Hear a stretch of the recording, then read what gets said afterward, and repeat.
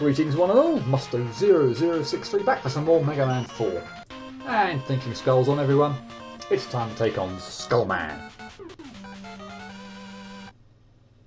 Now ordinarily it's Dr. Wily who has a penchant for skulls and skull motifs, but this time apparently he isn't the one behind the world domination attempt, so clearly I'm not onto anything there. Our first obstacle is the wonderfully named Super Ball Machine Jr. Is there a Super Ball Machine Senior out there somewhere? Regardless, every now and then they'll shoot a red ball at you, and these bounce off any surface they hit. In narrow corridors they'll be nigh on impossible to avoid, so you'll want to destroy them, and fortunately one hit's all it takes. When you get your chance though, repeatedly shoot at the ball machine to take it out and clear your path.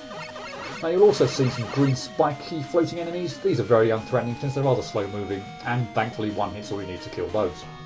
This is Skeleton Joe, and as I don't have a lot of time to talk about how these work here, I'll save it for later in the stage when they appear in bulk. Next up is the extremely common looking enemy from I think this game onwards, the Shield Attacker, which moves left and right, but is only hittable when it's travelling away from you. So get out of the way when it's moving towards you, and once it's turned around, shoot it in the back. Cowardly, I know, but you don't have another option. There are also the Bubble Bat enemies back from Mega Man 2, and the first couple on the screen are a little in your way, so probably worth stopping to kill those, but the ones toward the end here shouldn't have the opportunity to get anywhere near you. Got anything better for me this time, Eddie? Well, screw you. Now there is actually a section to the right here, but it's a dead end, so I will return to show off what lies over to the right in a separate run. The next set of obstacles are these Skull Mets, which most of the time just sit there doing nothing, but do on occasion fire an arcing pellet shot at you. I find if you keep moving, you'll avoid the shot no trouble. And these things, rather like the Shield Attackers, are only hittable from the one side, but this time you need to look them in the eye in order to kill them. There are also some worms in this area which drop down from the ceiling a little bit out of nowhere, unless of course you know they're there. Careful. Good. And when you know where they'll drop, you can be prepared to pummel away at them before they have a chance to crawl along the floor and try to run into you. Now the background here changed to a blood red sky for the last section, not too sure why, but it's certainly a striking contrast to the rest of the stage. And here is the Skeleton Joe army. You cannot destroy them with a non-charged Mega Buster shot, that will only cause them to crumble, and after a short time reform. You can however pass through them or jump over them when they have crumbled, and that's what I was doing there, rather than violate my no charge shot unless absolutely necessary rule. That brings us already to Skullman, and he's one of those Robot Masters whose attack pattern runs in a cycle, so you always know what he's going to do.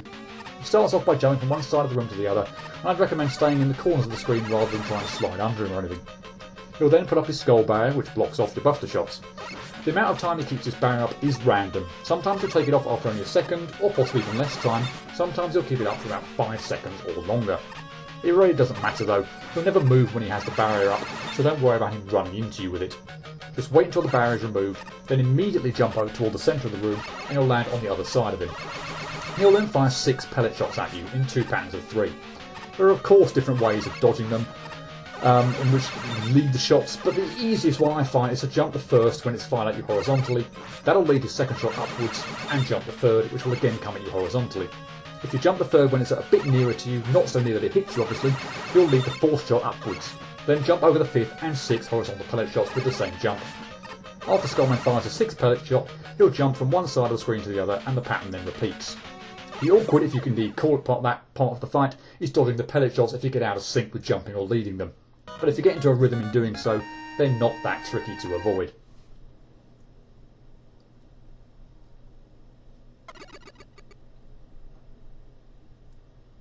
As I already mentioned, Skull's quote-unquote weapon is the skull barrier, which forms a shield of skulls around you and frankly I find almost completely useless. If you're standing still when you move, the shield tends to go away, so yeah, like I said, useless. Those of you who are paying attention will have realised that this was an accidental perfect run. I'm keeping up my record, one from each NES game. Guts, Heat, Top, and now Skull. So for what it's worth, enjoy the black and white original.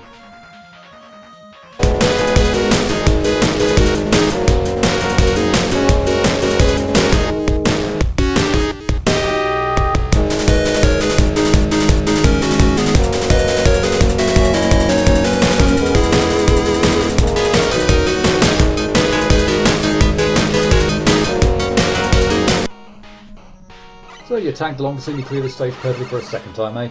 Good for you. Since the stage actually goes by rather quickly, under 2 minutes actually, not including the Robot Master, hopefully that ended up feeling like it was a waste of time. And already a drop 1-up. I can tell you I was feeling immensely confident this run was going to be a successful run when I was only 15 seconds in. I turned round there to shoot the bouncing ball, having learned my lesson not to just leave it be. There was one comical outtake when it started zooming around the screen at lightning speed and eventually caught up with me.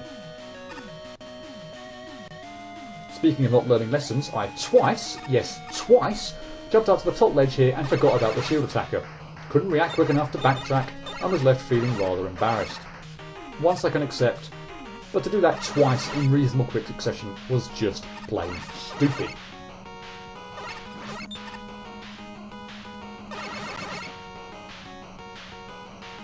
Forgot about that shield attacker too.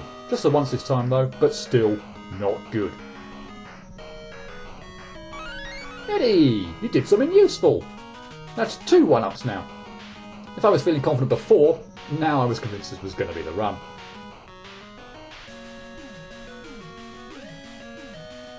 One very unfortunate mess up on making it up to the top ledge here. I didn't go far enough to the left. I tried to cut corners and took an arcing pellet shot to the face courtesy of the highest skull net.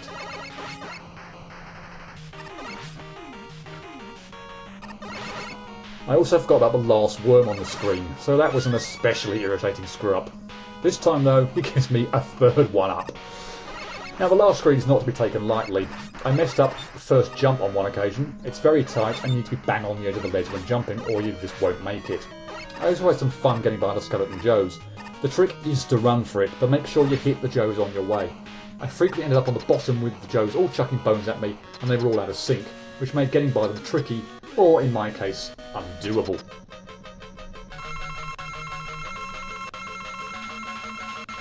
As for Skullman, well, I was yet to get hit by a Roadmaster in achieving Mega Man 4 perfect runs.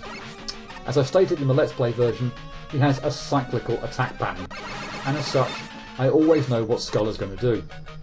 A couple of times, if you look out for them, and there's one, I deviate from the dodging strategy I mentioned earlier. Jump the 1st, 3rd, and then the 5th and 6th pellet shots at the same time. But even then, if I keep calm, I'm pretty confident in my ability to be able to rectify the situation or get back into my preferred rhythm. That was a 2nd deviation, and that one I have to confess almost caught me out, but still not quite. In all honesty, losing my focus is the only explanation I would submit for why I would get hit to Skullman. The fight, Buster only anyway, does drag on a little thanks in large to the shield he puts up and the fact that when I'm concentrating on dodging the pellet shots, I'm not really shooting at him all that much.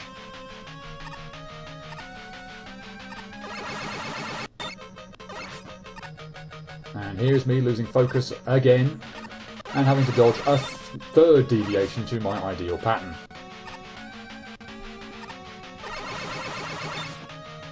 Come on now, you're just prolonging the inevitable. Victory slide!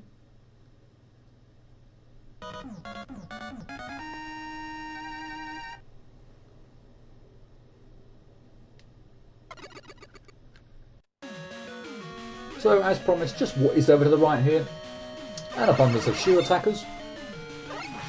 4 possible paths to choose from, with the prize of some health on the top path, and an E-Tank on the 2nd from top path. Now, I certainly didn't need the health on either Let's Play or Perfect Run, nor could I be bothered to collect the E-Tank on the Let's Play run. I didn't actually even bother with the other E-Tank we saw during the stage in the screen with the Skull Net and Worm enemies. But if you do want either item, I'm guessing probably more the E-Tank, it is on offer. Why thank you. One more dropped 1-up to show off in this video. Drop 1-ups all over the place, and not a hint of failure anywhere to be seen. Music to my ears. It took 20 minutes for me to get a successful perfect run on Skullman, and given my perfect Let's Play run, that seems like too long. I put it down to forgetting a few things those first few times I attended the stage, the shield attackers and worm enemies in particular. A total of 9 outtakes with, yet again, none on the Robot Master. Personally, when you know where things are in the stage, I think this is certainly one of the easiest ones to perfect run. The majority of my screw-ups forgetting an enemy was there, or that a certain red ball was going to react the way it did. The last screen is where any difficulty lies, with that very precise jump to pull off. Yes, I am claiming that one of the main difficulties of the stage is a pit jump, and the Skeleton Joe gauntlet to get through. But as with most gauntlets, speedrunning it seems to be the best strategy. and as long as you can hit the Joes as you're rushing through, it's not all that bad. I've already discussed Skullman at length. He has a cyclical attack pattern and he's easy. Let's just leave it at that. 3 stages taken care of in less than an hour's playing time? Colour me happy. If you asked me to perfectly run this stage again, I'd expect I'd end up rating Skullman a 1 out of 10. But knowledge is power, as they say. And since I was lacking the knowledge of where everything was in the stage when I sat down to perfect run it, based on the stats you can see, I'm compelled to bump up his rating to 2 out of 10. That's all for this time, folks. Join me next time to see if this is where I start to suck. Cheerio.